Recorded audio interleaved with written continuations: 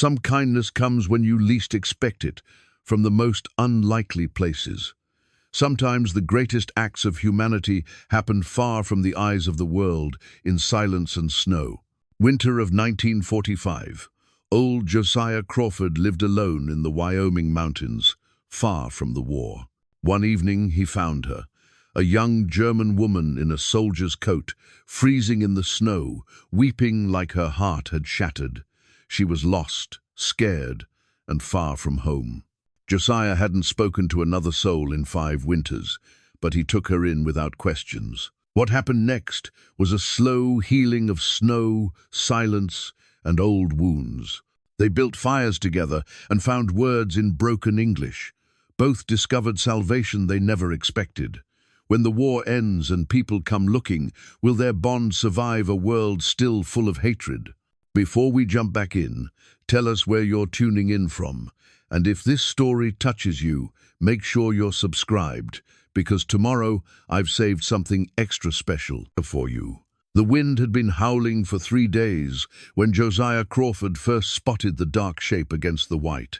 From his cabin porch, squinting through the driving snow, he could make out what looked like a bundle of rags collapsed beside the old pine that marked the halfway point to his fishing hole. At first, he figured it was just debris blown down from the higher peaks, maybe part of a tarp or an old coat someone had lost on the trail months back. But something about the way it lay there, curved like a person sleeping, made him reach for his rifle and his heavy coat. Josiah had been living alone on this mountain for 5 winters now, ever since he'd walked away from the war and everything that came with it. The cabin sat in a natural bowl between 2 ridges, hidden from the main trails, and marked only by a thin ribbon of smoke that rose from his chimney. He'd built it himself, log by log, chinked with mud and moss, roofed with split cedar shakes that kept out even the worst storms.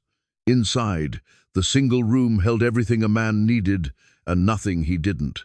A stone fireplace dominated one wall, with his narrow bed positioned to catch the heat. Shelves lined the opposite wall, filled with medical supplies he'd gathered over the years, herbs he'd learned to identify and dry, bottles of whiskey for cleaning wounds, clean cloth for bandages. A small table sat beneath the single window, where he kept his hand-carved chess set, each piece whittled during the long winter evenings when the wind made conversation with itself outside his walls.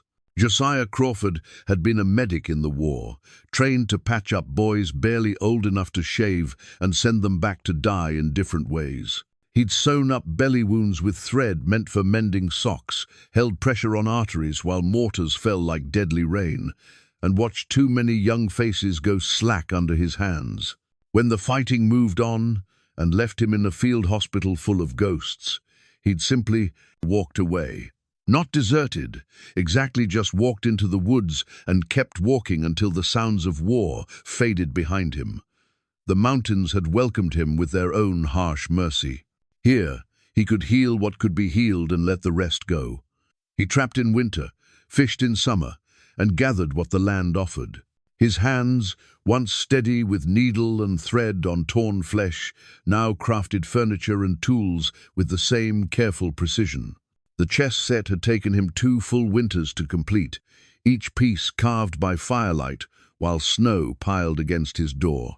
Now, trudging through knee-deep drifts toward that dark shape by the pine, Josiah felt the old alertness returning. His medical instincts, dormant but never truly dead, stirred as he got closer and realized what he was looking at. It was a person, all right. A young woman, curled on her side like a child, wearing what looked like a German military coat, several sizes too large for her frame. Her dark hair had escaped from beneath a knitted cap, and ice crystals clung to the strands that lay across her pale face. She wasn't moving. Josiah knelt beside her, pulling off his glove to check for a pulse at her throat. Weak but steady. Her skin was cold as marble, but not the cold of death, not yet. Frostbite had already claimed the tips of her fingers where they poked out from the oversized sleeves, and her lips had gone blue beneath the chattering of her teeth. He'd seen hypothermia before, both in the war and on the mountain. She had maybe an hour before her body started shutting down systems to preserve her core. Less, if the storm kept driving the temperature down. Without thinking about what it meant to bring a stranger, a foreign stranger, by the look of her coat into his sanctuary, Josiah scooped her up. She weighed hardly anything, like a bird with hollow bones.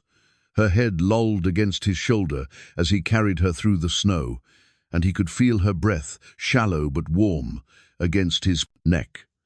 Inside the cabin, he laid her on his bed and began working with the methodical calm that had saved lives in field hospitals. First, get her out of the wet clothes. The German coat was soaked through, heavy with melted snow and ice. Beneath it, she wore a thin dress that might have been blue once, but now looked grey, with cold and dirt. Her shoes were cloth things, completely inadequate for mountain weather, with holes worn through the soles. Josiah wrapped her in his warmest blankets and positioned her near the fire, then set water to heating on the stove. Gradual warming too fast would send her into shock. He'd learned that lesson on a battlefield outside Normandy, watching a medic kill a man with kindness by pulling him too close to a brazier. While the water heated, he examined her more carefully. She was young, maybe 25, with delicate features that spoke of good breeding and better times. Her hands, despite the frostbite, were soft beneath the calluses, not the hands of someone who'd worked hard labor her whole life. Whatever had brought her to his mountain, she hadn't started the journey from poverty. The German coat puzzled him. It was authentic military issue, with insignia that marked it as belonging to Wehrmacht enlisted personnel. But the woman wearing it was clearly civilian.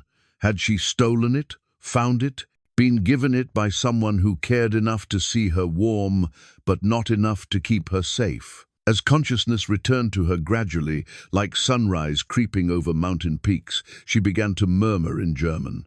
The words were soft, broken by chattering teeth, but Josiah caught enough to understand she was calling for someone named Anna, a sister maybe, or a friend. The tone carried the weight of loss that he recognized from his own nightmares. Her eyes opened near sunset, when the storm finally began to quiet outside. They were green, the color of deep forest pools, and filled with confusion that quickly turned to fear when she realized where she was. She tried to sit up, then fell back with a gasp as circulation returned to her extremities with painful precision. "Easy now," Josiah said, keeping his voice low and calm. "You're safe. Found you in the snow. Nearly froze." She stared at him with wide eyes, taking in his bearded face, the unfamiliar cabin, the fire crackling in the stone hearth. When she tried to speak, only German came out, rapid, frightened words that he couldn't follow. Josiah held up his hands, showing them empty. "Don't speak German," he said. "English?" She nodded hesitantly, then tried again. "Where?" Her voice was hoarse, barely above a whisper. "Where am I?" "My cabin, up in the Wyoming range. Name's Josiah Crawford." He moved slowly to the stove, ladling warm broth into a cup. "What's yours?" The question seemed to catch her off guard, as if she'd forgotten she had a name. "Ingrid," she said finally. "Ingrid Kellner." Josiah brought her the broth, kneeling beside the bed to help her hold the cup with hands still clumsy from cold. "Ingrid.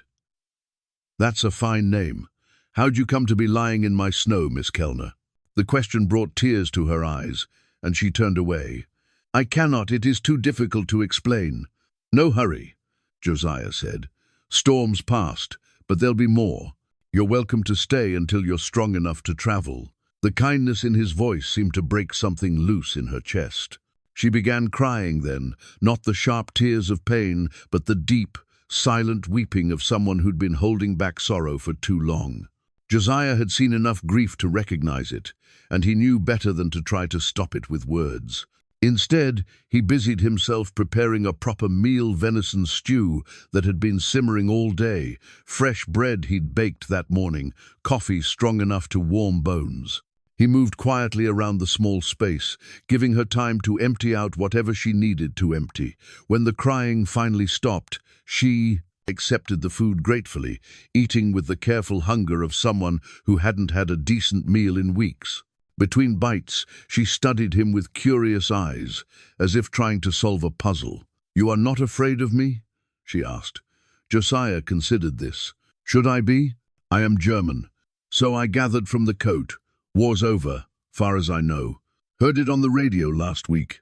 "Yes, but," she gestured helplessly, "people, they do not trust. They think all Germans are. What do you think?" Josiah interrupted gently. "Are all Germans the same?" She shook her head. "Of course not. Well then, I figure one person's much like another when they're half froze and hungry. Rest of it's just politics, and I don't hold much with politics." This seemed to surprise her. She studied his face as if looking for deception, then slowly relaxed. "You are very kind, Mr. Crawford. Just Josiah. And kindness has got nothing to do with it. Found someone who needed help. That's all." But even as he said it, Josiah knew it wasn't quite true. Something about this young woman, her dignity in the face of fear, the way she held herself despite whatever circumstances had brought her to his doorstep, stirred feelings he'd thought were dead and buried. He'd been alone so long that he'd forgotten what it felt like to have another person share his space, to hear a voice other than his own, echoing off the log walls. As the evening wore on, and they settled into the rhythm of shared warmth and simple conversation, Josiah found himself hoping the next storm would be a long one. The fever came in the night, 3 days after Josiah had pulled Ingrid from the snow. He woke to the sound of her thrashing in the bed, muttering in rapid German punctuated by gasps of pain. When he lit the lantern and touched her forehead, her skin burned beneath his palm like heated stone. "Anna, nein!" she cried out, her eyes wide, but seeing nothing of the cabin around her. "Nicht Anna! Bitte!" Josiah had seen enough battlefield fevers to know this one was dangerous. Her body was fighting off something more than just cold infection, maybe, or pneumonia setting in from her time in the snow. He'd need to bring the fever down fast, or risk losing her to the same wilderness that had nearly claimed her already. He spent the night bathing her with cool water, forcing willow bark tea between her lips when she was conscious enough to swallow. Her German coat lay draped over a chair nearby, and every time she looked at it, fresh tears would stream down her flushed cheeks. By morning, the fever had broken enough for her to drink broth and speak in English again, though her voice remained weak and strained. "I thought I was back there," she whispered, accepting the cup of tea with trembling hands. In the truck, when it went off the road, Josiah settled into the chair beside the bed, his own exhaustion making him more direct than usual. "What truck, Ingrid?" She was quiet for so long he thought she'd fallen back asleep. When she finally spoke, her words came slowly, as if each one cost her something. "Prisoner transport. From the camp in Colorado to another facility back east. There were 12 of us, families mostly, people whose only crime was being born German in America." Her eyes found the coat again. "The guard. He was kind. Hans Müller. He said his family came from the same region as mine, back in the old country." Josiah felt something cold settle in his stomach. "Prisoner transport? After Pearl Harbor, they rounded us up. Anyone with German blood, especially if we had family still in Germany. My uncle wrote letters to his brother in Munich, just family news, nothing political. But when they found those letters," she shrugged, the gesture full of bitter acceptance, "suddenly we were threats to national security." The pieces began falling into place for Josiah. The good clothes beneath the rough coat, the soft hands, the educated way she spoke. "You were in an internment camp for 3 years. Then last month, they said we were being moved. Hans Sergeant Mueller, he tried to make the journey easier for us, gave us extra blankets, made sure we had enough food when the blizzard hit and the truck went off the mountain road." Her voice broke. "He threw his coat around me as we went over. Said I reminded him of his daughter." "The others?" Ingrid closed her eyes. The truck rolled. "I was thrown clear, but the others, Anna Brenner was like a grandmother to me. She'd been teaching me to knit, Little Karl Hoffmann, only 8 years old. His mother Emma used to sing him lullabies every night in the camp. Fresh tears tracked down her cheeks. I walked for days, following what I thought might be a road, found an abandoned hunting cabin where I sheltered for a while. But there was no food, no real heat. When I heard the search planes, I was so afraid they'd send me back to the camp, or worse, that they'd think I was a German spy who'd escaped. Josiah stood and walked to the window, staring out at the pristine white landscape that had hidden so much tragedy. In the distance, he could see the thin black line of the road that wound through the pass. How many vehicles had gone off that road over the years? How many people had the mountains claimed? So you ran. I ran. Her voice was small, ashamed. I should have stayed, should have tried to help, but I was so frightened. In the camp, there were stories about what happened to people who tried to escape. And being German, speaking with an accent, I knew what people would think. Josiah turned back to her, studying the exhausted young woman who'd been carrying this burden alone. Where were you trying to get to? I don't know. Somewhere safe, somewhere they wouldn't look at me and see an enemy. She laughed bitterly. Foolish, isn't it? In America, I'm too German. In Germany, I'd be too American. There's no place for people like me anymore. The quiet that followed stretched between them like a bridge neither was sure how to cross. Outside, snow began falling again, gentle flakes that caught the morning light. Josiah watched them settle against the window and thought about choices, the ones that led him to this mountain and the one he was facing now. By law, he should report her. A escaped internee, technically a fugitive, no matter how innocent her circumstances. The authorities would want to know where she was, would want to return her to custody or investigate the transport accident. It was his duty, as a citizen, his obligation to the country he'd served. But duty had already cost him too much. He moved to the shelf where he kept his personal items and pulled out a small wooden box. Inside, wrapped in oiled cloth, was a letter he'd carried through 2 years of war. The paper was yellow now, worn soft at the creases from countless readings.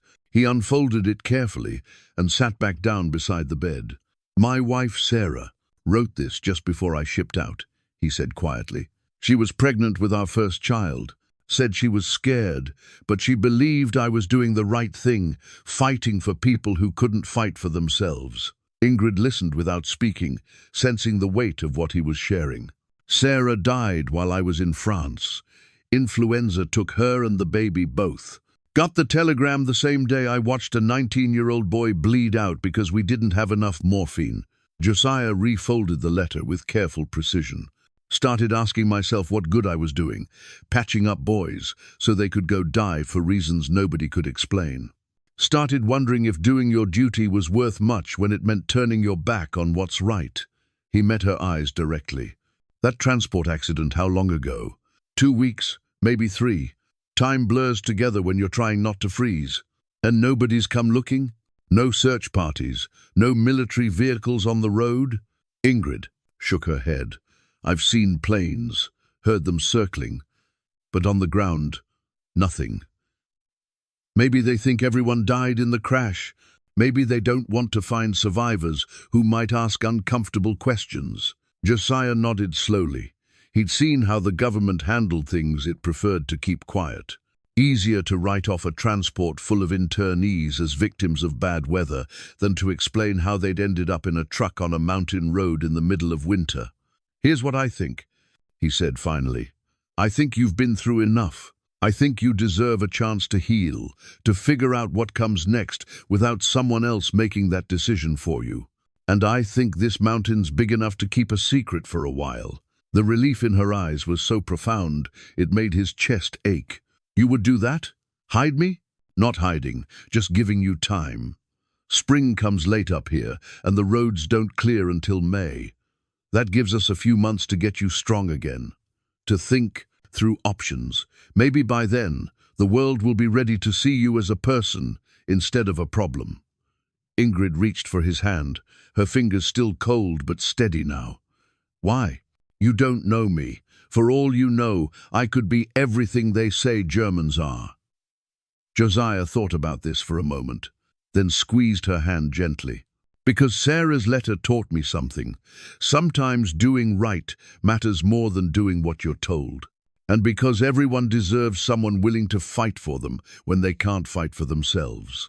Outside, the snow continued to fall, covering their tracks and sealing them into a world apart from duty and law and the harsh judgments of frightened people. For the first time since waking up in his bed, Ingrid smiled, a real smile that reached her tired eyes. Thank you, Josiah Crawford, for seeing me as human. Nothing to thank me for. Just two people taking care of each other through a hard winter. But even as he said it, Josiah knew it was more than that. Something had shifted in the space between them, a recognition that they'd both been running from different kinds of wars and had found, in each other, a reason to stop running. Recovery came slowly, like spring creeping up the mountainside. In the days following Ingrid's fever, Josiah watched her grow stronger with the careful attention he'd once reserved for wounded soldiers. Her color returned first, the gray pallor giving way to the natural warmth of healthy skin. Then her appetite, which had been bird-like and hesitant, began to match the portions he set before her. But it was the return of her curiosity that truly marked her healing. "What is this?" she asked on the fifth morning, pointing to a collection of dried plants hanging from the cabin's rafters. Josiah looked up from where he was grinding coffee beans. "Willow bark, same as what I gave you for the fever, grows down by the creek in summer." Ingrid studied the bundle with interest. "My grandmother, she knew such things, called it mountain pharmacy, the old ways of healing before doctors and pills. Your grandmother was a wise woman. These mountains are full of medicine if you know where to look." He gestured toward the shelves, lined with glass jars and cloth bags. Echinacea for infections, yarrow to stop bleeding, pine needle tea for the winter cough. Learned some in the army, but mostly figured it out through trial and error. "You could teach me?" The question surprised him. "In the camp," she explained, "there had been an old woman named Mrs. Weber who'd maintained a small garden of medicinal herbs. She'd shared her knowledge freely, understanding that traditional healing might be the only medical care available to people the government preferred to forget." "Be glad to," Josiah said. "Though most everything's buried under snow right now. Come spring, I'll show you where to find what grows wild." This led to other conversations, other exchanges of knowledge. Ingrid proved to be a quick student and an eager teacher. She showed him how to mend his shirts with stitches so small they were nearly invisible, techniques her mother had taught her in what felt like another lifetime. Her hands, once soft from privilege, were growing capable under his tutelage, learning to split kindling without catching the axe in the wood, to bank a fire so it would burn through the night, to read the sky for signs of coming weather. "In the camp," she told him one evening, as they worked together preparing dinner, "we had nothing to do with our hands except worry. No real work, no purpose. It makes a person feel like they're disappearing little by little." Josiah understood. "That's why I came up here. After the war, I couldn't stand being around people who wanted to talk about what I'd done, like it was something noble. Needed to find work that mattered in a different way." "This matters," Ingrid said, gesturing around the cabin. "Living simply, taking care of yourself and others. There's honor in it." The compliment warmed him more than he wanted to admit. He'd spent so many years alone that he'd almost forgotten the satisfaction of having his efforts recognized, appreciated. Their daily routines began to mesh like gears in a well-made clock. Josiah would rise before dawn to tend the fire and check his traplines, returning to find Ingrid already preparing breakfast with ingredients she'd learned to identify in his stores. She proved to have a gift for cooking, transforming his simple fare into meals that reminded him why eating could be a pleasure rather than just necessity. "Where did you learn to cook like this?" he asked after a particularly memorable dinner of venison stew enriched with herbs he'd never thought to combine. "My mother's kitchen. Before the war changed everything. She said cooking was like music, you follow the basic melody, but the magic comes from improvisation. Ingrid's smile held sadness now. I used to think such knowledge was useless, that I'd marry well and have servants to cook for me. Strange how war teaches you what really matters. In the evenings, they discovered other forms of harmony. Josiah taught her to play chess on his hand-carved set, explaining the strategies he'd developed during long winter nights. Ingrid proved to be a formidable opponent, approaching the game with a combination of intuition and careful calculation that often caught him off guard. "You think too much about what might happen," she observed after capturing his queen with an unexpected sacrifice. "Sometimes the best move is the one that feels right, even if you can't explain why." "Dangerous philosophy," Josiah replied, but he was smiling.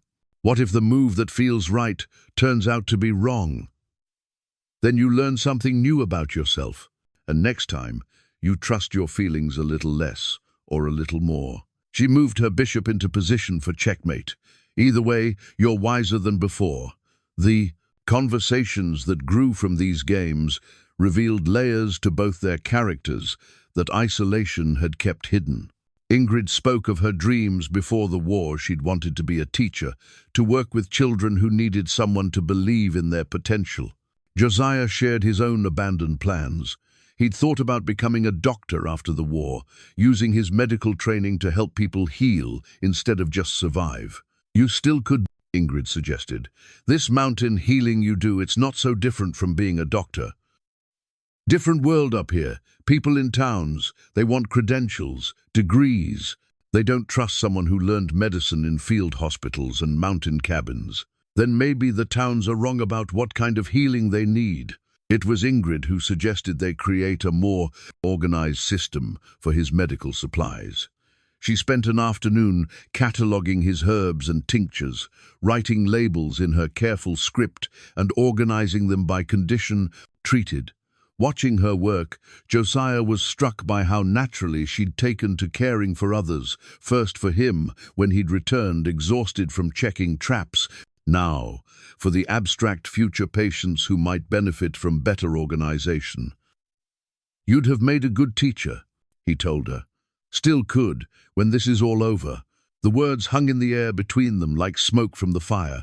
When this is all over, neither of them had spoken directly about what would happen when spring came, when the roads cleared and the outside world became accessible again. The question felt too large, too fraught with possibilities that could break the careful peace they'd built. "Perhaps," Ingrid said quietly, "if there are still schools that would have me. If there are still children whose parents would trust a German woman to teach them." Josiah wanted to tell her that her accent was already softening, that her English was becoming more natural and confident each day. He wanted to say that any school would be lucky to have someone with her intelligence and compassion. But the words felt inadequate against the weight of a world that had taught people to fear difference more than they valued wisdom. Instead, he reached across the small space between their chairs and covered her hand with his. "Whatever happens when spring comes, you'll be ready for it. Stronger than when you arrived, wiser about what you can survive." Ingrid looked down at their joined hands, her thumb tracing across his knuckles, scarred from years of outdoor work. "And what about you, Josiah Crawford? Will you be ready?" It was a question he couldn't answer because he was beginning to realize that spring would bring a choice he wasn't prepared to make. For 5 years, he'd lived with the certainty that solitude was what he needed, what he deserved. Now, watching firelight dance across Ingrid's face as she considered her next chess move, he was discovering that some kinds of healing required more than just time and mountain air. They required trust and connection, and the willingness to let someone else see the parts of yourself you'd kept hidden from the world. The nightmares came without warning, shattering the peaceful rhythm they'd established. Josiah woke to the sound of Ingrid crying out in German, her voice sharp with terror that cut through the cabin's warm darkness like a blade. "Anna! Nein, bitte, nicht Anna." He found her sitting up in bed, eyes wide but unseeing, her whole body trembling, as if she were still trapped in that overturned transport truck. Sweat dampened her nightgown, despite the winter cold that crept through the cabin walls. "Ingrid," His voice was gentle but firm, the tone he'd once used to bring shocked soldiers back from the edge of panic. "You're safe. You're in the cabin. It's just a dream." She turned toward his voice, and gradually her eyes focused on his face in the firelight. The terror began to fade, replaced by embarrassment and exhaustion. "I'm sorry. I didn't mean to wake you. Nothing to apologize for." Josiah settled into the chair beside the bed, noting how she pulled the blankets tight around herself like armor. "Want to talk about it?" Ingrid was quiet for a long moment, her breathing still uneven. When she finally spoke, her voice was small and distant. "It's always the same dream, the truck going over, but in slow motion. I can see everyone's faces, Anna Brenner trying to reach for little Carl, Emma Hoffman singing to keep him calm. And I'm floating above it all, watching but unable to help." She wiped tears from her cheeks with the back of her hand. "The worst part is that Hans Sergeant Mueller, he's always calling my name, asking why I didn't stay to help them." Josiah had seen enough survivors' guilt to recognize its particular cruelty. "You couldn't have helped them, Ingrid. You were thrown clear by accident, injured and alone in a blizzard. Staying would have just meant one more body for the snow to bury. I know that here," she touched her temple, "but here," she pressed her hand to her chest, "I feel like a coward, like I abandoned them when they needed me most." The raw honesty in her voice made something ache in Josiah's chest. He thought of his own recurring dreams, the faces of soldiers he couldn't save, the weight of choices made in impossible circumstances. "After Normandy," he said quietly, "I used to dream about a boy named Tommy Brennan. Couldn't have been more than 18, took shrapnel in his belly. Bled out while I was working on someone else who seemed more likely to make it. For months, I'd wake up hearing him call my name, asking why I didn't choose him." Ingrid looked at him with new understanding. "What changed?" "Time, mostly, and accepting that sometimes there are no good choices, only choices that let you live with yourself afterward." He met her eyes directly. "You chose to survive, Ingrid. That's not cowardice, that's hope. And maybe that's what the people who didn't make it would want for you." The words seemed to settle something in her, loosening the tight set of her shoulders. They sat in comfortable silence for a while, listening to the fire pop and settle in the grate. "Tell me about them," Josiah said eventually. "The people in the camp, if you want to." And she did. Slowly, carefully, Ingrid began painting pictures with words. Anna Brenner, who'd been a seamstress in Milwaukee before the war, and had taught half the women in the camp to alter their government-issued clothes into something resembling fashion. Emma Hoffman, who'd lost her husband at Pearl Harbor, despite being German-American herself, and who sang lullabies to all the children because she understood that hope needed a voice. "There was an old man named Wilhelm Kastner," Ingrid continued, her voice growing stronger as she remembered. "He'd been a clockmaker before they took him. In the camp, he couldn't practice his trade. But he taught anyone who wanted to learn how to fix small things, watches, jewelry, spectacles. He said that in a place designed to break people down, knowing how to repair what was broken was a form of resistance." "Sounds like a wise man." "He was. He's the one who told me to learn whatever I could from Mrs. Weber about plants and healing. Said that knowledge was the one thing they couldn't take away from us, no matter where they moved us or how long they kept us locked up." As the weeks passed, these midnight conversations became as much a part of their routine as morning coffee and evening chess. Ingrid would share memories of the camp, some painful, others surprisingly beautiful, while Josiah offered stories from his own past. He told her about Sarah, about the life they'd planned before war changed everything. He described growing up on a farm in Montana, learning to read the weather and the seasons, understanding that survival often depended on working with nature rather than against it. "Your wife," Ingrid said one night, "she sounds like she would have understood why you're helping me." Josiah considered this. Sarah always said that kindness wasn't really kindness if it only extended to people who looked like you or believed what you believed. "She'd have liked you, I think." I wish I could have known her. You do, in a way. Every time you see something that needs fixing and you fix it. Every time you care for someone without asking what's in it for you. That's Sarah's influence carried forward. It was during one of these conversations that Ingrid asked about the wooden cross that hung above his bed, simple, unadorned, carved from what looked like pine. I made it after Sarah died, Josiah explained. Not because I was particularly religious, but because I needed something to remind me that love doesn't end just because life does. That the good people do keeps working in the world even after they're gone. Ingrid studied the cross, thoughtfully. In the camp, we weren't allowed religious symbols, but Mrs. Weber, she used to say that faith wasn't something you could hang on a wall anyway. It was something you carried in your actions. The next morning, Josiah found Ingrid working at the small table by the window, carefully carving something from a piece of scrap wood. Her movements were deliberate, meditative, and when she noticed him watching, she smiled. Wilhelm taught me this too. He said that making something beautiful was a way of insisting that beauty still mattered, even in ugly times. By evening, she'd finished a small cross, similar to his own, but carved with delicate flowers along the arms. She held it out to him with slightly trembling hands. For Anna and Emma and Carl and Hans, and all the others who didn't make it out of that truck, so they have a place to rest, even if it's just in memory. Josiah accepted the cross with the reverence it deserved, understanding that she was offering him something far more precious than carved wood. She was sharing her grief, trusting him to help carry the weight of her survivor's guilt.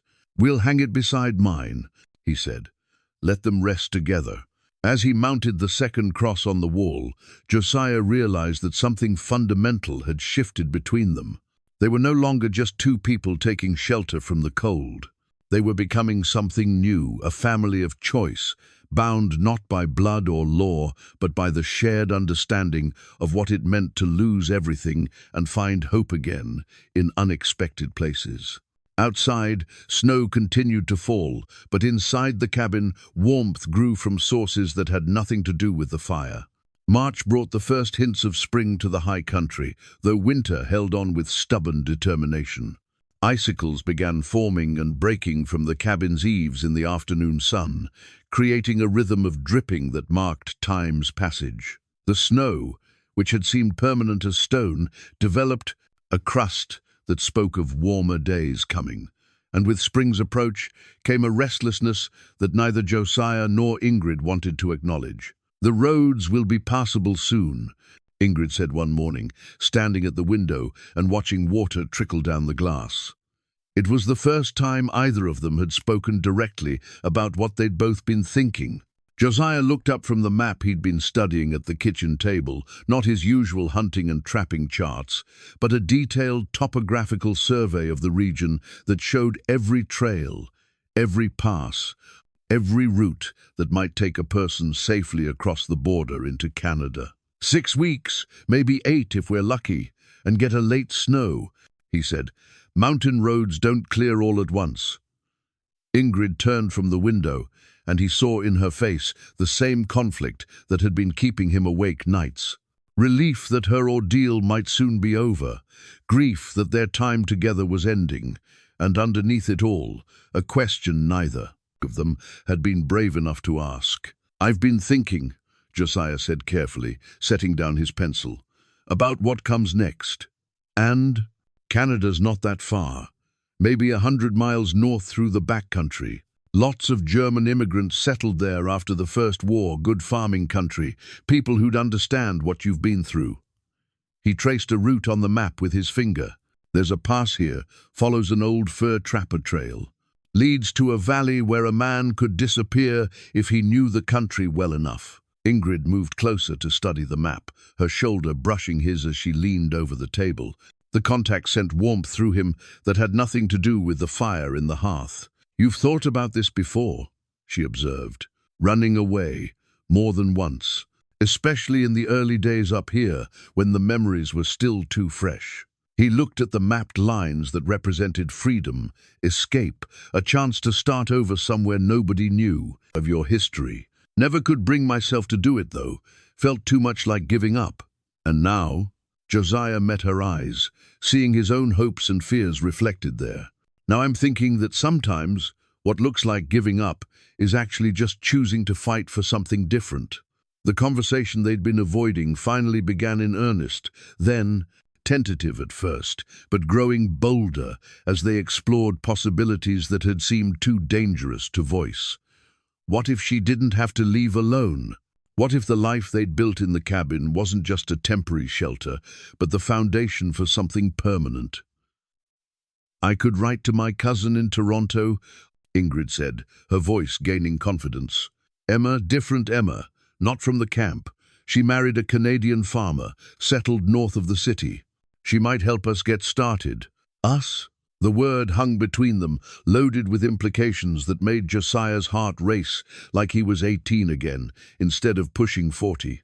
Ingrid's cheeks colored, but she didn't look away. "If you wanted, I know it's presumptuous." "It's not presumptuous." Josiah stood and moved to where she still bent over the map, placing his hands gently on her shoulders. "It's the most sensible thing either of us has said since the snow started melting." When she turned in his arms, the kiss that followed felt like the natural conclusion to months of growing trust and affection. Her lips were soft and warm, and she tasted like the honey she'd been stirring into her tea. When they broke apart, both were breathing unsteadily.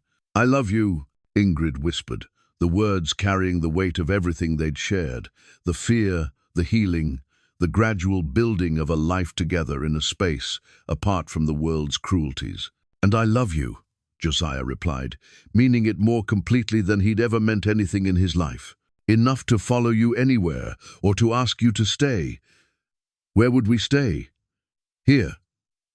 Josiah looked around the place, cabin that had been his sanctuary for 5 years, trying to see it through her eyes.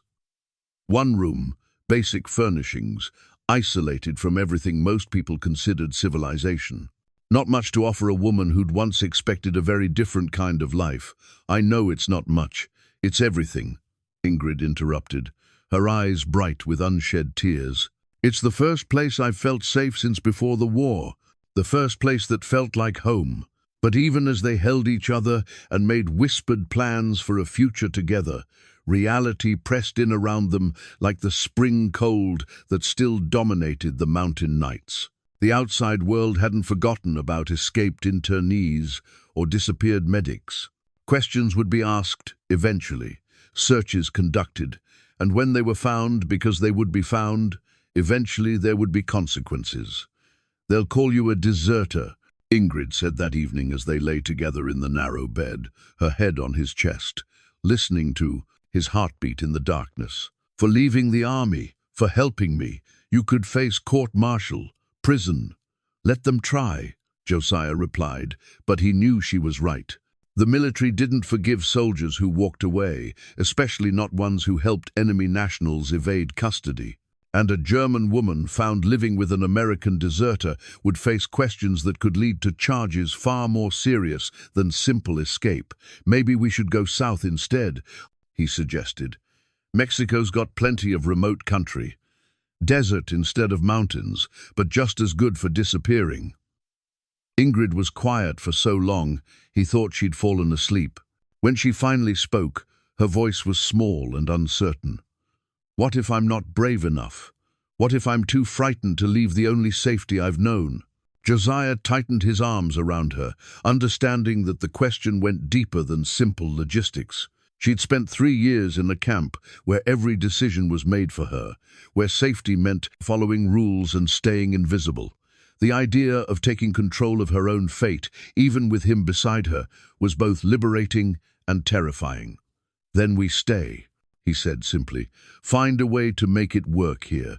Build something strong enough to weather whatever comes. You do that? Give up your chance to start fresh somewhere else?" "Ingrid, you are my chance to start fresh. Geography's got nothing to do with it." As they drifted towards sleep, spring rain began pattering against the cabin roof.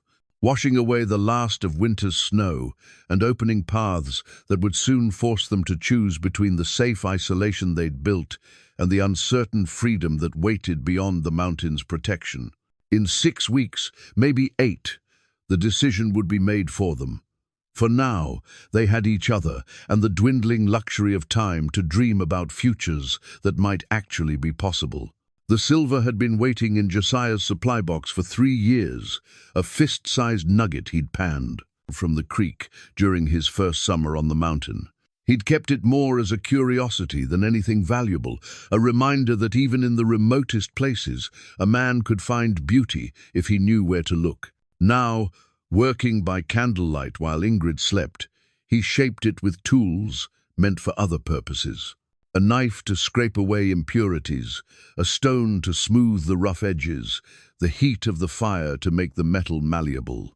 His hands, steady from years of medical work and mountain crafts, formed the silver into a simple band that caught the firelight like captured starshine. "What are you making?" Ingrid's voice came soft from the bed, thick with sleep but curious. Josiah looked up, caught in the act but not embarrassed by it. "Something I should have made weeks ago." She sat up, pulling the blanket around her shoulders, and watched as he made the final adjustments to the ring. When he held it up to the light, she drew in a breath that held all the wonder of someone who'd stopped, believing in gifts. "Josiah, I know it's not much. No church, no preacher, no legal papers that would mean anything to the government." He moved to sit on the edge of the bed, the ring warm from his hands and the fire's heat. "But I figure love doesn't need permission from people who wouldn't understand it anyway." Ingrid extended her left hand, fingers trembling slightly as he slipped the silver band onto her ring finger. It fit perfectly, as if it had been waiting all this time for her hand specifically. "With this ring," Josiah said, improvising words that felt more sacred than any ceremony he'd ever witnessed, "I promise to love you, regardless of what names people call us, to protect you regardless of what laws they write, and to build a life with you regardless of where that life takes us." "And I promise," Ingrid replied, her voice steady despite the tears on her cheeks, "to stand beside you, regardless of what storms come, to trust your heart even when the world calls, act foolish, and to make a home with you wherever we find ourselves safe to love." They sealed the promise with a kiss that tasted of silver and possibility, and when they made love afterward, it was with the tenderness of people who'd found something worth protecting against an uncertain world. The next morning brought news that shattered their fragile peace.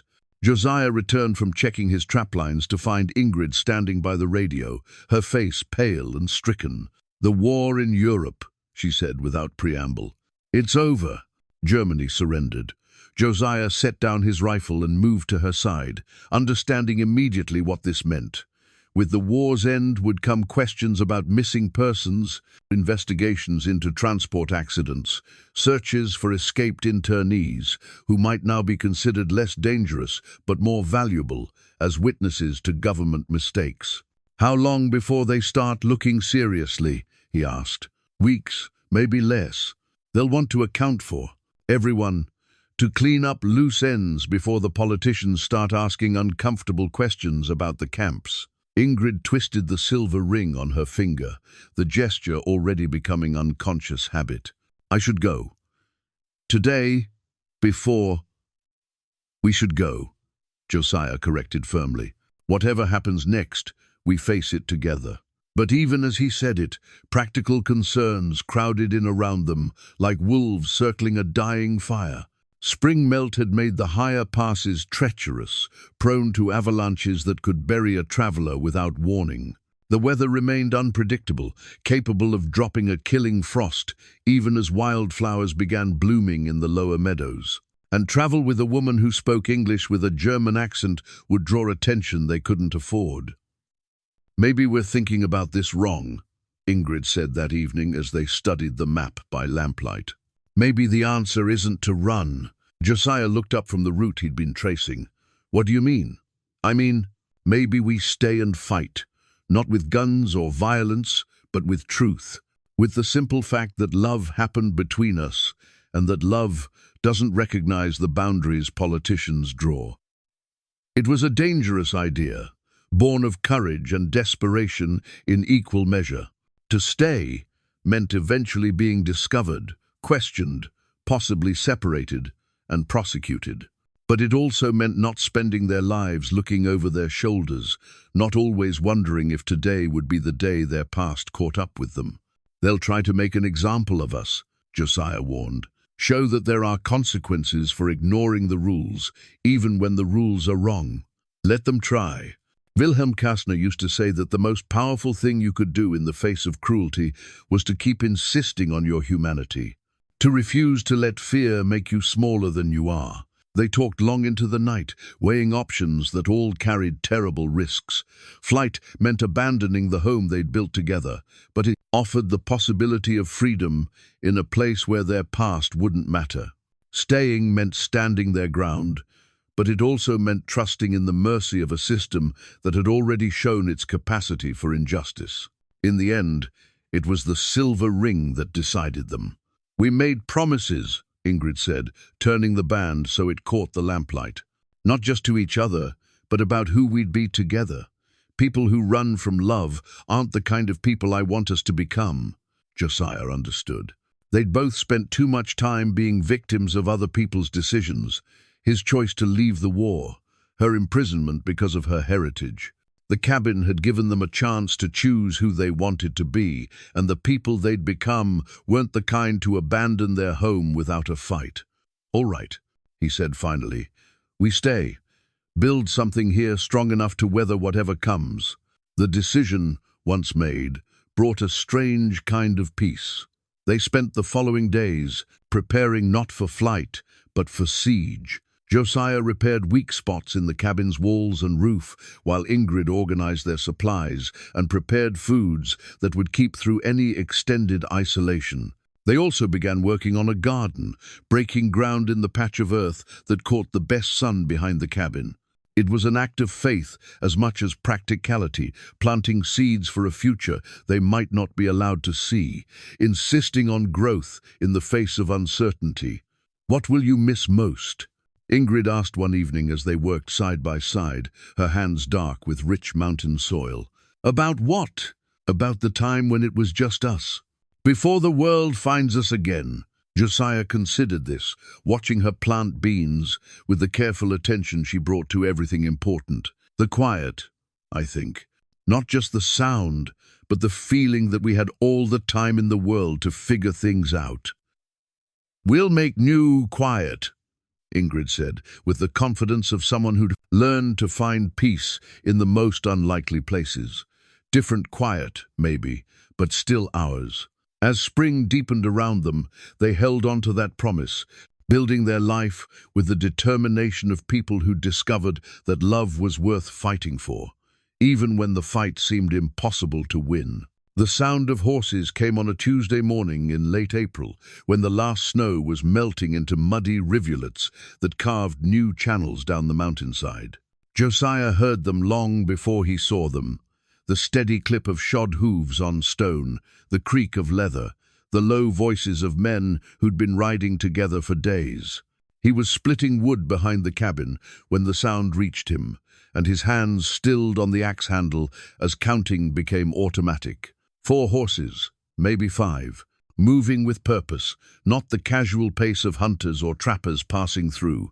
These men knew where they were going. "Ingrid," he called softly, not wanting his voice to carry. She appeared in the doorway, a dish towel in her hands and alarm already sharpening her features.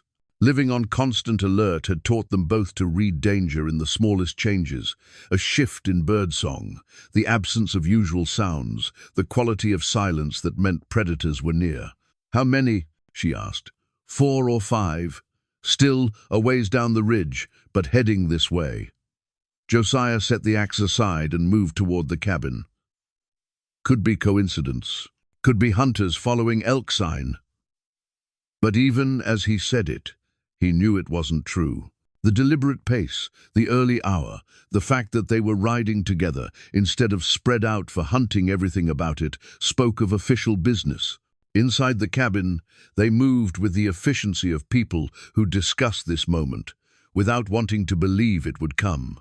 Ingrid gathered the few personal items that mattered: the letter from her coat, the small wooden cross she'd carved, a photograph of her family from before the war.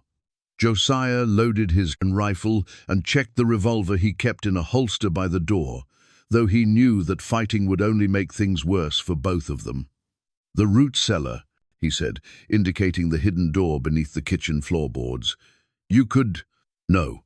Ingrid's voice was calm but final. "We decided to face this together. I won't hide like a criminal when I've done nothing wrong." The horses were closer now, their hoofbeats echoing off the cabin walls. Through the window, Josiah could see them picking their way up the final slope, 5 riders in heavy coats, their breath steaming in the morning cold. At the head of the group rode a man Josiah recognized with a sinking heart. Sheriff Tom Mackenzie looked older than his 45 years, his face weathered by mountain winters and the weight of decisions that kept a man awake at night. He'd been a friend once, back before the war, when Josiah still came down to town for supplies and social visits. They'd shared drinks and stories, talked about women and weather and the simple pleasures of men who understood hard work and honest living. Now Mackenzie's face wore the careful neutrality of a lawman on official business. Though Josiah caught something else in his eyes: regret, maybe, or the particular sadness of a man forced to betray old friendship for duty's sake. "Josiah Crawford," Mackenzie called when the riders were still 20 yards from the cabin. "I need to speak with you." Josiah stepped onto the porch, keeping his hands visible and his rifle pointed at the ground. "Tom, been a long time. Too long." Mackenzie dismounted slowly, his movements careful and non-threatening. The other riders remained mounted, positioned to block potential escape routes, but not obviously aggressive. "Professional work," Josiah noted. "They'd done this before. This is official business, I'm afraid." Mackenzie continued, pulling a folded paper from his coat. "I've got a warrant for the arrest of one Ingrid Kellner, escaped. Internee, wanted for questioning in connection with a transport accident last winter. Don't know anyone by that name." Josiah replied automatically, though he knew the lie was pointless. They wouldn't have come this far without solid information. Mackenzie's expression softened slightly. "Josiah, we both know that's not true. My men found the wreckage of the transport 3 weeks ago when the snow finally melted enough for a proper search. Found bodies, found evidence that at least one passenger survived the crash. Trail led up here eventually." Behind him, Josiah heard the cabin door open and close. Ingrid stepped onto the porch, her chin raised and her shoulders straight, despite the fear he knew she was feeling.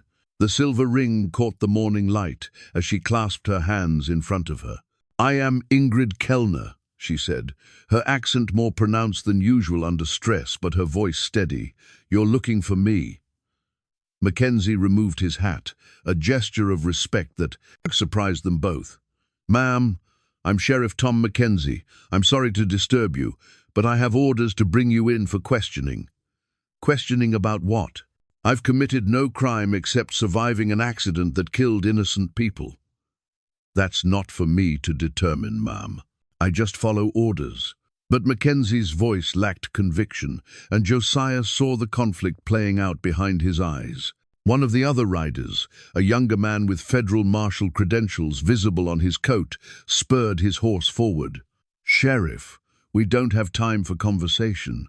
The woman's a fugitive from federal custody. Arrest her and let's get moving." Mackenzie turned toward the marshal with a look that could have frozen the creek. "Deputy Marshal Williams, I'll conduct this arrest according to my judgment and the law, not according to your schedule."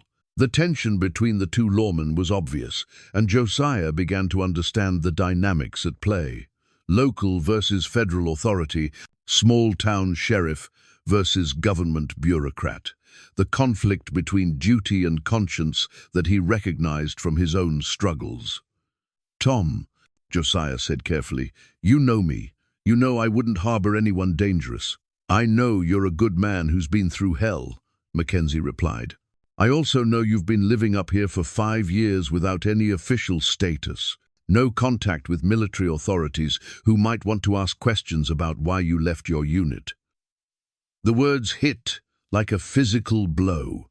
Josiah had known this moment might come, but hearing his desertion spoken aloud made it real in a way it hadn't been when it was just a possibility. "That's right," Marshal Williams said, sensing an advantage. "Josiah Crawford, formerly Corporal Crawford, Medical Corps, absent without leave since August 1943.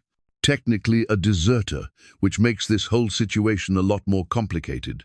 Ingrid moved closer to Josiah, her hand finding his arm. "He saved my life. He's done nothing but show kindness to someone who needed help. And that's admirable, ma'am," Mackenzie said genuinely.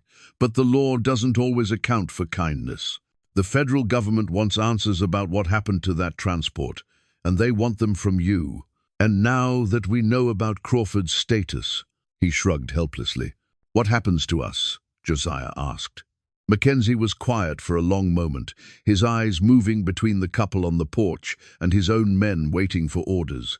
When he finally spoke, his voice carried the weight of a man making the hardest decision of his career. "Officially, you'll both be taken into custody. Ingrid for questioning about the transport incident and possible charges related to escape from federal custody.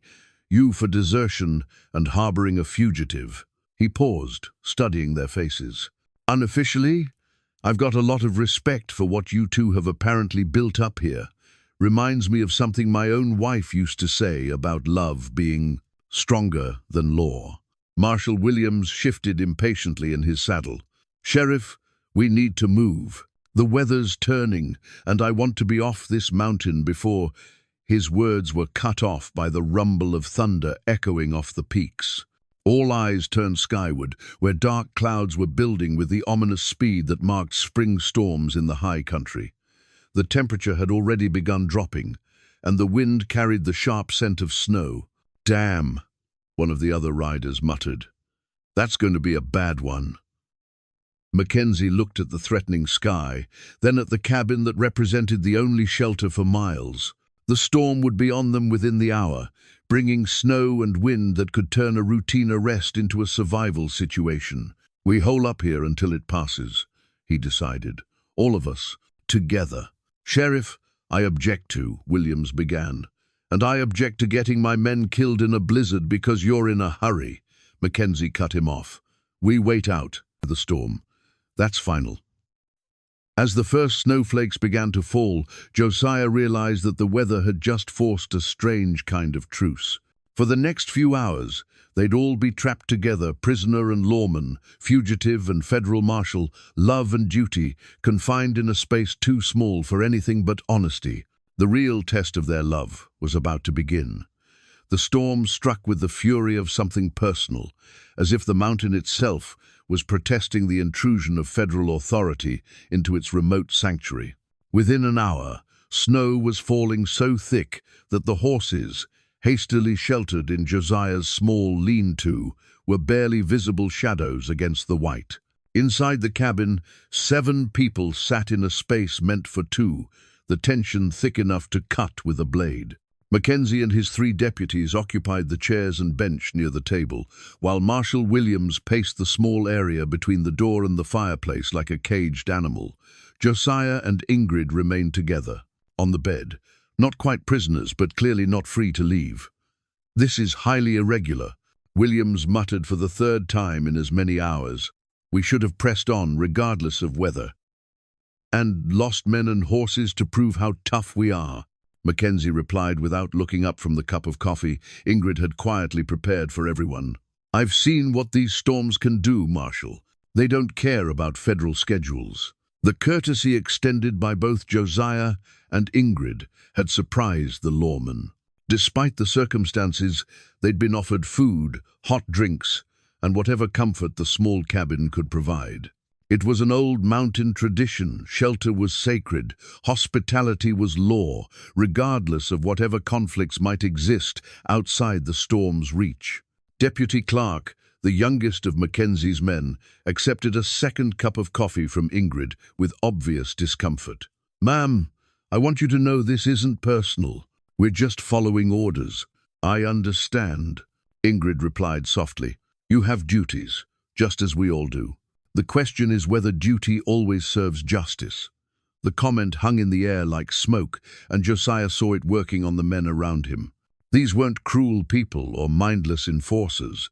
They were ordinary men caught between competing loyalties, trying to do what they believed was right in a world that made right and wrong increasingly difficult to distinguish. "You mind if I ask?" Deputy Morrison said, addressing Josiah. "What made you walk away from the army? From everything you'd sworn to do?" Josiah considered the question, aware that his answer might influence how these men saw him, and by extension, how they treated Ingrid. "You ever been in a field hospital, Morrison? Watched boys bleed out because you didn't have enough supplies, enough time, enough hands to save them all?" He leaned forward, his voice quiet but intense. "You ever had to choose which 19-year-old lives and which one dies, knowing that choice has nothing to do with who deserves it?" Morrison shook his head. "I did that for 2 years. Made those choices every day. Patched up boys just young enough to die for ideas they didn't fully understand. And then, one morning I woke up and realized I couldn't tell the difference anymore between healing and just postponing death." Josiah's hands, calloused from mountain work, turned his coffee cup slowly on the table. "So I walked into the woods and kept walking until I found a place where I could help people live instead of just survive dying." "But you took an oath," Williams interjected. "Swore allegiance to your country, to follow orders regardless of personal feelings." "I did, and I broke it." Josiah met the marshal's eyes directly. "But I never broke my oath to do no harm. Sometimes those two things can't coexist." Mackenzie, who had been silent through this exchange, suddenly spoke up. "My brother served in the Pacific, Marines. Came home last year with a medal and nightmares that wake his wife and children every night." He looked at Josiah with understanding. "He told me once that the hardest part wasn't the fighting, it was coming home and having people act like what he'd been through was heroic instead of necessary evil." "Sheriff," Williams said sharply, "I don't think this conversation is appropriate." Mackenzie's voice carried an edge of anger that made his deputies shift uncomfortably. "What's not appropriate, Marshal, is pretending that good people don't sometimes get ground up by bad circumstances." Outside, the wind howled with increasing fury, rattling the cabin's sturdy walls and sending occasional puffs of smoke back down the chimney. The storm was settling in for a long siege, the kind that could last days and leave the high country buried under feet of new snow. "Tell me about the camp," Mackenzie said to Ingrid, his tone gentler now. "What it was like for someone like you." Ingrid glanced at Josiah, who nodded, encouragingly. If they were going to be judged, better that it be by people who understood the full truth. "Imagine," she began, "that tomorrow morning federal agents come to your house and tell you that because your grandfather was born in Ireland, you're now considered a potential threat to national security. You have 1 hour to pack what you can carry, and then you're taken to a place surrounded by fences and guard towers, where you'll stay for an indefinite period." Williams opened his mouth to object, but Mackenzie silenced him with a look. "You're not charged with any crime," Ingrid continued, "because you haven't committed one. You're not given a trial because there's nothing to try you for. You're simply removed from society because someone decided that your heritage makes you dangerous, regardless of your actions or beliefs." Deputy Clark leaned forward, his young face troubled. "But surely there were procedures, legal protections." "What legal protections?" Ingrid's voice remained calm, but sadness colored every word. "We were classified as enemy aliens subject to administrative detention. No charges, no hearings, no appeals. Just bureaucratic language designed to make imprisonment sound reasonable." She described the camp with devastating accuracy, the barracks that housed families in spaces smaller than most people's closets, the work details that served no purpose except to fill time, the constant uncertainty about when or if release might come. But she also spoke of the humanity that survived in such places. Children who continued to play despite everything, adults who shared whatever they had with those who had less, quiet acts of resistance like Wilhelm's clock repair lessons and Mrs. Weber's herb garden. The worst part, she said, wasn't the physical conditions. It was the way it made you question your own worth, your own belonging. When your own government treats you like an enemy, you start to wonder if maybe you are. 1. Mackenzie pulled out a worn Bible from his coat pocket, the leather cover dark with age and handling. Between its pages, Josiah glimpsed pressed flowers, dried petals that spoke of someone who tried to hold on to beauty even in his most difficult moments. "My wife died 3 years ago," Mackenzie said quietly. "Cancer. Long, hard death that took everything we'd saved and left me with nothing but this badge and more questions than answers about why good people suffer while bad ones prosper." He opened the Bible to a page marked with a dried rose, its petals brown but still intact. "Susan picked this on our wedding day, 23 years ago last month. Said it would remind us that love was worth preserving, even when it seemed fragile." Williams shifted impatiently, but the other deputies listened with the attention of men recognizing something true and important. "Point is," Mackenzie continued, "I've learned that love is about the rarest, most valuable thing in this world. When you find it, real love that makes people better than they were before, you don't destroy it because paperwork says you should." "Sheriff," Williams said urgently, "you're talking about obstruction of justice or harboring fugitives. I'm talking about recognizing that sometimes justice and law point in different directions." Mackenzie closed the Bible carefully, the dried flower secure between its pages. "And when that happens, a man has to decide which one he's going to serve." Deputy Morrison, who had been quietly observing the couple throughout the conversation, suddenly spoke up. "They love each other. It's obvious in everything they do, the way she pours his coffee, how he makes sure she's warm, the way they look at each other when they think nobody's watching."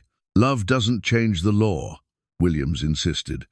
"No," Mackenzie agreed, "but it changes how we choose to enforce it."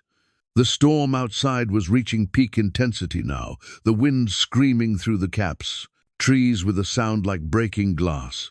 Snow had completely covered the windows, turning the cabin into an island of warmth and light in a sea of white chaos. "We're going to be here until this blows itself out," Mackenzie announced. "Could be tonight, could be 3 days.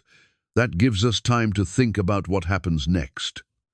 He looked around the cabin at his men, at the federal marshal, whose authority he was quietly undermining, at the couple whose love had created this impossible situation. "When this storm ends," he said slowly, "we're all going to have to live with whatever decisions we make in this room. I suggest we make them carefully." Outside, the mountain continued its violent protest, but inside the cabin, something else was building. The slow recognition that sometimes the most important laws were the ones written in human hearts rather than government books. The real test was just beginning. The decision came at dawn, when the storm finally exhausted itself and left the world buried under 3 feet of pristine snow. Mackenzie stood at the window, watching the sun break through dissipating clouds to set the white landscape ablaze with golden light. Behind him, the others stirred from an uneasy night's sleep, federal authority and mountain justice having shared the small space in tense coexistence. Williams was the first to speak, his voice sharp with the urgency of a man who'd spent the night planning his next moves. "Storm's over, Sheriff. Time to get moving." Mackenzie didn't turn from the window. "Going to be slow going through snow this deep. Horses will struggle, especially carrying extra weight. We'll manage. The sooner we get these fugitives to proper authorities, the better for everyone involved." Fugitives. Mackenzie tasted the word like something bitter. Funny how labels change depending on who's doing the labeling. During the long night, while wind screamed around the cabin and snow piled against the walls, conversations had continued in whispers and careful glances. Deputy Clark had admitted to his colleagues that his own grandfather had immigrated from Germany, that under different circumstances it could have been his family in those camps. Deputy Morrison had shared stories of neighbors who disappeared after Pearl Harbor, good people whose only crime was heritage they couldn't change. Even Deputy Foster, the oldest and most conservative of Mackenzie's men, had been moved by Ingrid's quiet dignity and the obvious love between the couple. Not saying what they did was legal, he'd whispered to Clark during a late watch, but it sure as hell was human. Now, with daylight streaming through snow-covered windows and the storm's protective fury spent, the moment of choice had arrived. Williams pulled on his heavy coat and checked his sidearm. "I'll need the woman secured for transport. Standard procedure for federal prisoners." "She's not going anywhere," Josiah said quietly, his voice carrying the flat certainty of a man who'd made his own decision during the sleepless hours. "Not unless you plan to carry her. That can be arranged if necessary," Williams replied coldly. But when he turned to Mackenzie for support, he found the sheriff standing with his father's compass in his hands, a brass instrument worn smooth by generations of use, its needle pointing steadily north toward Canada and freedom. "My father carried this through 3 wars, Mackenzie said, his voice thoughtful. "Always said it wasn't just about finding direction in the wilderness. It was about finding true north when everything else was spinning out of control." He looked at Ingrid and Josiah, then at his own men, seeing in their faces the same struggle he'd been fighting all night. Good people caught between competing loyalties, trying to find their own true north in a world that had temporarily lost its moral compass. "Sheriff," Williams said sharply, "I'm ordering you to arrest these fugitives and assist in their transport to federal custody." Mackenzie smiled grimly. "You're ordering me? In my jurisdiction, with my deputies, regarding people who've committed no crime against anyone in this county. They've committed federal crimes. Have they?" Mackenzie's voice grew stronger, more confident. "Crawford deserted from an army that was grinding up young men like meat. Ingrid escaped from a camp where she was imprisoned without trial for the crime of having German grandparents. Where's the victim, Williams? Who exactly were they hurting by building a life together in the middle of nowhere?" Deputy Clark stepped forward, his young face set with determination. "Sheriff's right. I didn't become a lawman to persecute people for loving each other." Morrison nodded agreement. "Seems to me like the real crime would be breaking up something this good just because paperwork says we should." Even Foster, after a long moment of internal struggle, removed his hat in a gesture of respect. "Been wearing this badge for 20 years, Sheriff.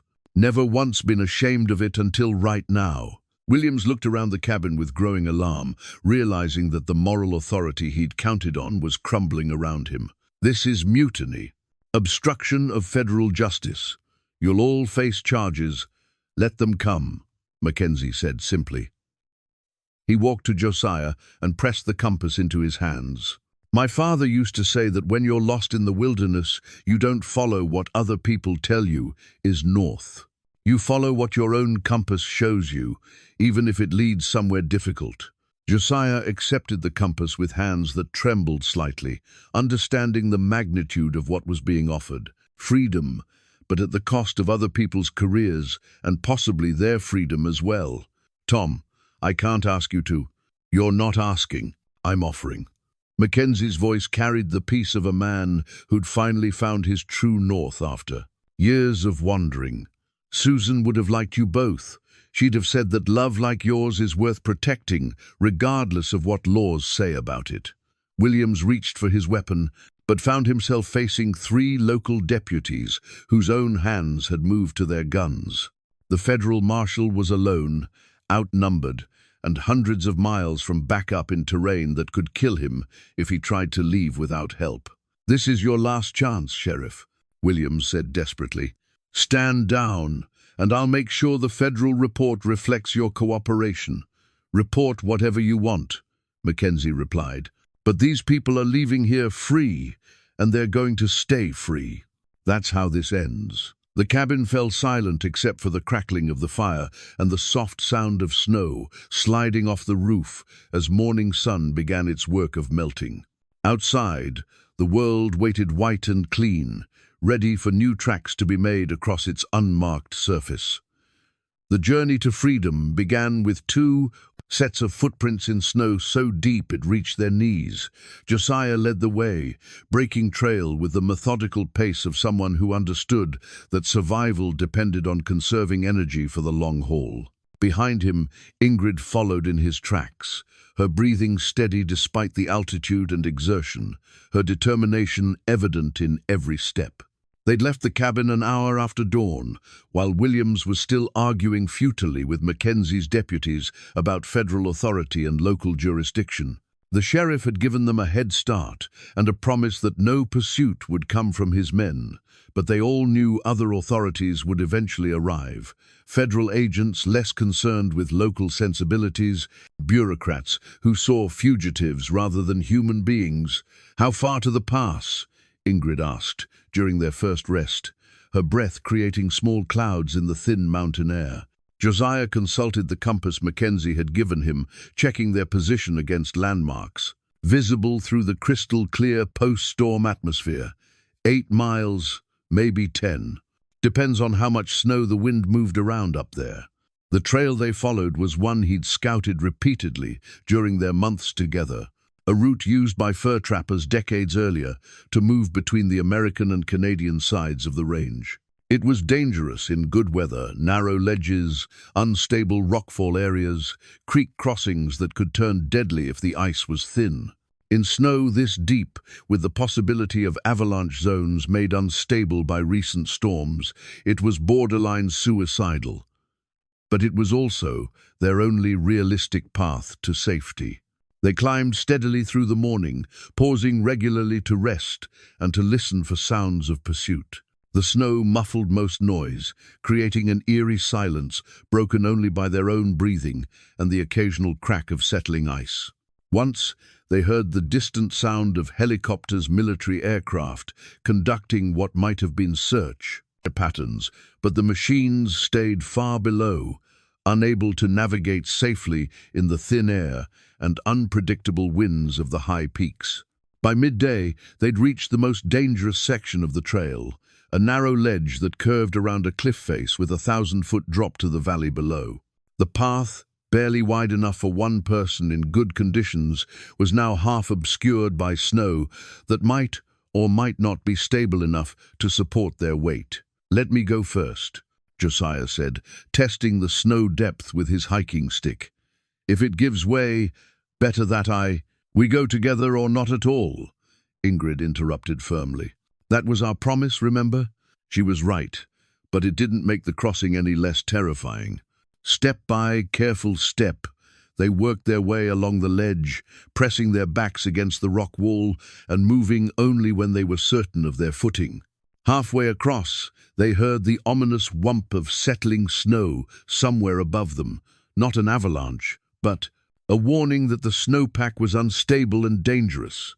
"Don't look down," Josiah murmured, though he could feel his own eyes drawn to the yawning emptiness beside the narrow path. "I'm not looking down," Ingrid replied with forced lightness. "I'm looking ahead to whatever comes after this mountain." It took them 20 minutes to traverse a section that would normally require 5, but they made it across with nothing worse than racing hearts and sweaty palms despite the freezing temperature. Beyond the ledge, the trail opened into a broader valley that led up toward the pass itself, still treacherous, but no longer requiring them to balance on the edge of oblivion. They were making good time up the final approach when they heard the sound that made them both freeze in their tracks. Dogs barking, still distant, but unmistakably moving in their direction. Search dogs, trained to follow scent trails even through snow and cold. "How long?" Ingrid asked, her voice steady, despite the fear in her eyes. Josiah listened carefully, trying to judge distance and direction from the barking. Hour, maybe less. They're moving fast. The pass was still 2 miles ahead, and beyond it lay another 3 miles of descent before they'd reach the abandoned trapper's cabin on the Canadian side, where they could rest and plan their next move. In good conditions, they might make it with time to spare, but in snow this deep, with fatigue already weighing on their legs and lungs, it would be close. "We run," Ingrid said simply. And they did. Not the desperate sprint of panic, but the steady, ground-eating pace of people who understood that their lives depended on reaching safety before their pursuers caught up. They abandoned caution for speed, trusting to luck and determination to see them through sections of trail that should have been navigated with careful attention to every step. Behind them, the barking grew closer. The pass itself was a narrow notch between two peaks, marked by a cairn of stones that some long-dead trapper had built to guide others through the wilderness. When they finally crested the divide, both were gasping in the thin air, their hearts hammering from exertion and altitude. But they'd made it. Below them lay Canada, freedom, the chance to build a life together without constantly looking over their shoulders. "Look," Ingrid said, pointing to the trail ahead, where their footprints would continue into a new country, a new beginning. 2 sets of tracks leading toward tomorrow, side by side in the pristine snow.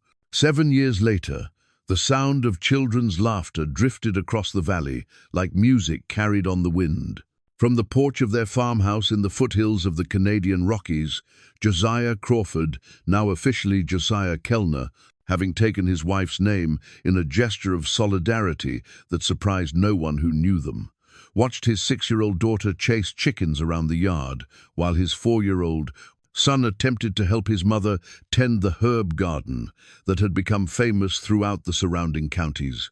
The farm they'd built together was modest but prosperous, specializing in medicinal plants that Josiah cultivated with the knowledge he'd gained in the Wyoming mountains.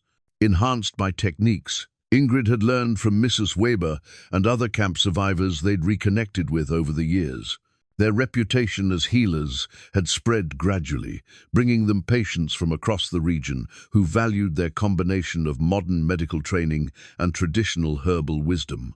"Papa, tell us again about the mountain," little Anna demanded, climbing onto his lap with the fearless confidence of a child who'd never known anything but love and security. She'd been named for Anna Brenner, the seamstress who died in the transport crash, and she carried something of that woman's determination in her bright green eyes.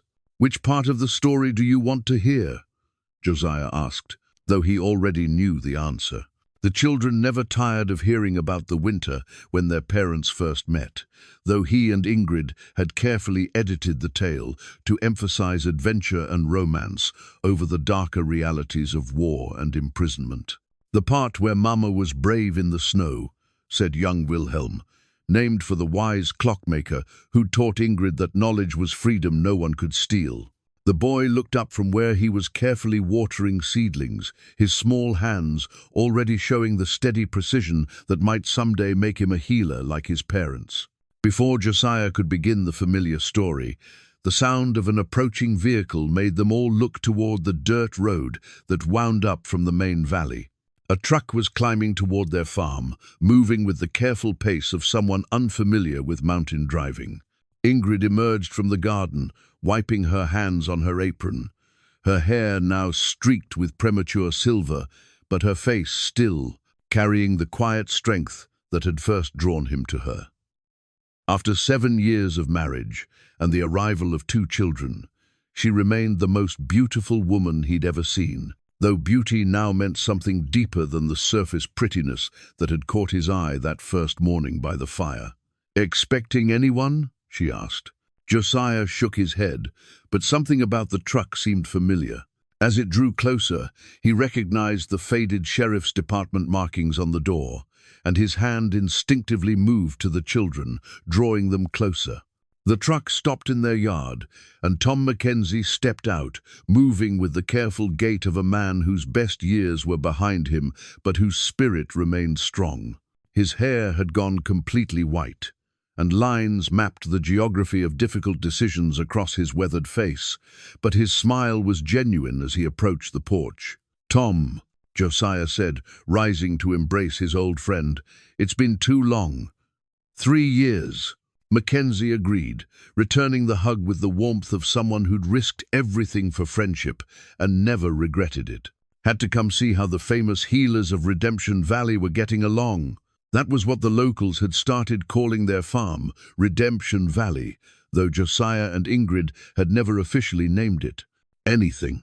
The designation had arisen naturally, perhaps because everyone who found their way here seemed to be seeking some form of healing, some way to make peace with whatever wounds they carried.